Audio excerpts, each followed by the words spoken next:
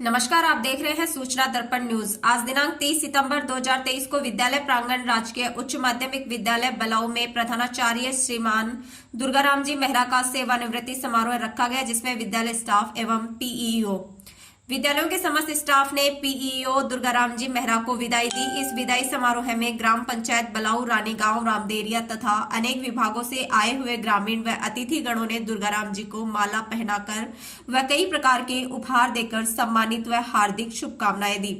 इस सेवानिवृत्ति प्रोग्राम में PEO Ranigaon Dharmesh Bohra, PEO Sanawada Devaram, PEO जाखड़ों की ढाणी आरपी श्री संतोष जी नामा, ग्राम सेवा सहकारी समिति अध्यक्ष श्री तीर सिंह, पूर्व सरपंच चीमा खान, वर्तमान सरपंच प्रतिनिधि हयात खान, लक्ष्मण जी बेरड़, मगाराम बेरड़, जशवंत देवासी, श्रीमती पेमी जी चौधरी, उमेद सिंह राजगुरु, खुमान सिंह रानीगांव, फरसाराम, हरि सिंह, तगाराम, तुलसाराम, हीराराम, देराज राम सहित अनेक गणमान्य लोगों ने कार्यक्रम में शिरकत की तथा दुर्गाराम जी को शुभकामनाएं प्रेषित कर उनके उत्तम स्वास्थ्य व उज्जवल भविष्य की कामनाओं के साथ उनको विदा किया।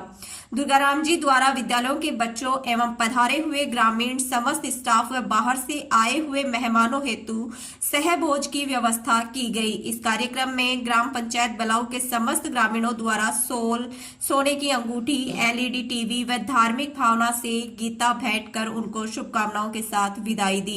श्री उमेद सिंह राजगुरु द्वारा कार्यक्रम का सफल संचालन किया गया। दुर्गाराम जी ने समस्त स्टाफ व ग्रामीणों का आभार व्यक्त किया। इसी प्रकार क्षेत्र से जुड़ी ही खबरों के लिए कृपया चैनल को ज्यादा से ज्यादा शेयर करें व सब्सक्राइब करें। तो प्रिंसिपल हो, लेक्चरर हो, उनके पास जाना पड़ता था, मारामारी होती थी। और 2015 के बाद हर ग्राम पंचायत मुख्यालय पे अब सीनियर स्कूलें खुली हुई है। और अब तो हमारी जो गहलोत सरकार है वर्तमान में, इन्होंने तो हर ग्राम पंचायत में 3-3, 4-4 सरकारी स्कूलें खोल दी है। मतलब शिक्षा के द्वार सभी बच्चों के लिए खोल दिए गए हैं।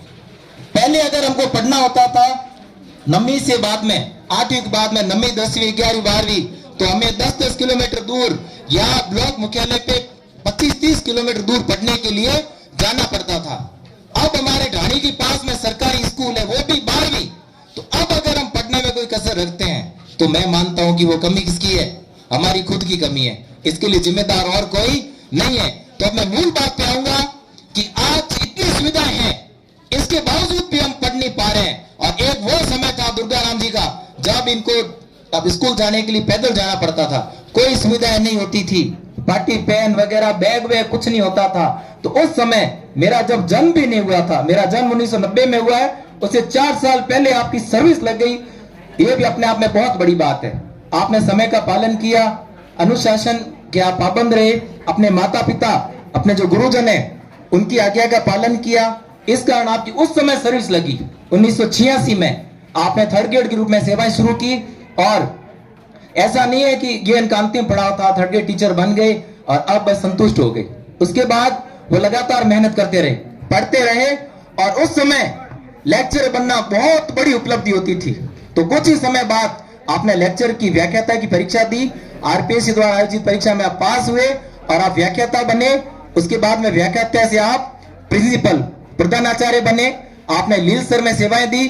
और उसके बाद में आपका पदार्पण इस विद्यालय में हुआ। आपने लगभग 2.5 साल तक इस विद्यालय को अपनी सेवाओं से कृतार्थ किया।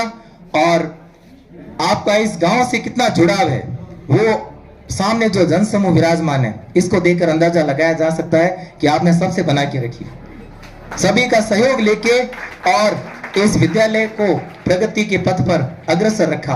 तभी आपसे स्नेह होने के कारण, प्रेम होने के कारण, आपसे लगाव जुड़ाव होने के कारण आज ये सभी ग्रामवासी, ये सारा स्टाफ, इतनी सारी युवा शक्ति इस कार्यक्रम में यहाँ पर विराजमान है। तो मैं समस्त विद्यार्थियों से हाथ जोड़कर करबद्ध विनती करना चाहूंगा कि आप लगातार मेहनत करते रहें। आपके सामने चाहे कितनी भी बाधाएं आए, कितनी भी परेशानियां आए, लेकिन आप हिम्मत नहीं हारे, लगातार पढ़ाई करती रहें। उस समय अगर हमारे इस गांव के आप देख सकते हैं कि सर के कोई पीछे कोई आप देखो तो माता पिता कोई बहुत ज्यादा अमीर नहीं थे, घर में हवेली नहीं थी। आप पूछ सकते हो, आप खुद को पता है, सर स्थानीय है प्रिंसिपल साहब, तो उस समय जब इनके पास कोई सुविधा नहीं थी, कोई साधन नहीं थे, उस समय भी ये पढ़ के अगर कामयाब हो सकते हैं, तो आज हमारी सुविधाओं की किसी प्रकार की कोई कमी नहीं है। तो अगर अब हम नहीं पढ़ते हैं, अगर हम कामयाब नहीं होते हैं, तो इसके लिए जिम्मेदार कौन है? जिम्मेदार हम स्वयं हैं। दूसरी बात की ओर आना चाहूंगा, लंबी चौड़ी बात नहीं करना चाहूंगा। जब कोई सरकारी कर्मचारी रिटायर होने वाला होता है, उनके सेवानिवृत्ति में 2 से 3 साल होते हैं, तो रिटायर तो कब होते हैं? रिटायर तो 3 साल बाद होना होता है, और वो मानसिकता कब से मर जाती है? 2-3 साल पहले। हमें तो रिटायर होने वाला हूं, मतलब कि हमें बस अब क्या करना है, अब मुझे छुट्टियां लेनी है, जितनी बच गई है ना, छोड़नी है कि नहीं है, सारी छुट्टियां ले लूं, अब घर बैठा रहूं, अपना काम करूं।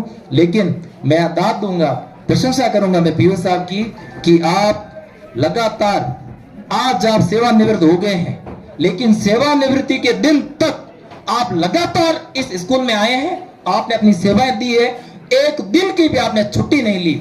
इसके लिए तालियों की जोरदार गड़गड़ाहट के साथ आप पीओ साहब को धन्यवाद देना चाहेंगे कि ऐसे कर्तव्यनिष्ठ, ऐसे साल पढ़ते, हम बाद में पढ़ते, और सरकार ने बाद में सोचा कि लड़के तो खूब पढ़ रहे हैं लेकिन लड़कियां नहीं पढ़ रही है, तो सरकार ने एक योजना बनाई कि लड़कियां पढ़ानी है। तो आज हर विद्यालय के अंदर लड़कों की तुलना में लड़कियों ज्यादा बढ़ती है, क्योंकि लड़के तो प्राइवेट ही चले जाते हैं। तो सरकार जो योजना अपने हाथ में लेती है वो करके ही रहती है, कभी पीछे नहीं धकेलती है कि वो काम होगा कि नहीं होगा। तो पूर्व वक्ताओं ने भी बताया कि समय ज्यादा हो रहा है, मैं भी सोचता हूं, लेकिन मुख्य बात लास्ट में मैं बच्चों से यह अपेक्षा करना चाहूंगा। सुबह मैंने प्रार्थना में कुछ 5-10 बातें बताई, और भी पीछे हुई बातें बताई। सब कुछ आप ही धुरी हो, परिवार की आप सब कुछ धुरी हो। मैंने ये भी बताया कि आप जब प्रार्थना में बैठते हो तो पीछे देखो, तो कई बच्चे पीछे देखते हैं। मेरा कहने का पीछे देखने का अर्थ नहीं है, सभी अपन किसान वर्ग से, और हम भी किसान वर्ग से थे। बड़ी मुश्किलता से ड्रेस मिलती थी, बड़ी मुश्किलता से है जो किताब कॉपी मिलती थी, पेन मिलती थी। आप तो बड़े भाग्यशाली हो। एक बड़े हमारे अधिकारी थे, उनको एक बार बाहर मेरे मौका दिया बोलने का, तो उन्होंने भाषण में कहा कैसा हम छोटे होते थे, कांदा रोटी लाते थे, गुड़ लाते थे, ठंडी रोटी लाते थे। तो वो बच्चे क्या कर रहे हैं, ये तो पागल आदमी है, ऐसे ही कहता है। अरे भैया, ऐसे तो जिन्होंने भुगती उनको पता है, ऐसे कहते हैं। दूसरी जगह कहते हैं आपको टिफिन मिलता है, सुबह अच्छी रोटी मिलती है, दूध भी मिलता है। तो उस स्थिति में भी यदि आप पीछे रह जाओगे तो आने वाले समय में अपने माता पिता की बुढ़ापे में लकड़ी का सहारा कौन बनेगा। अभी आपको 2-4 दिन पहले आपने अखबार में पढ़ा कि एक बालोतरा साइड के अंदर 3 सगे बहन भाई नौकरी लग गई। उसका कितना बेचारा खुश होगा, कितना खुश होगा कि मेरे 3 बच्चे नौकरी लग गए। और एक अपने गांव के अंदर एक 5 बच्चे थे, एक को 10वीं कराई, आगे जाके फेल, कोई काम नहीं, दूसरा भी, तीसरा, चौथा, तो उनकी तो रीढ़ की हड्डी टूट ही जाती है। तो बच्चों बहुत अच्छी तरह से पढ़िए और माता पिता का, गुरुओं का कहना मानिए, तभी जाकर के आप जो आगे बढ़ सकते हो। आप सभी लोग यहाँ पधारे, हमारा मान सम्मान दिया, आपने अमूल्य समय निकाला, और आप वास्तव में हमारे इतने हितैषी हैं कि वास्तव में हम है जो आपकी जितनी भी भूरी भूरी प्रशंसा करते हो वो कम है।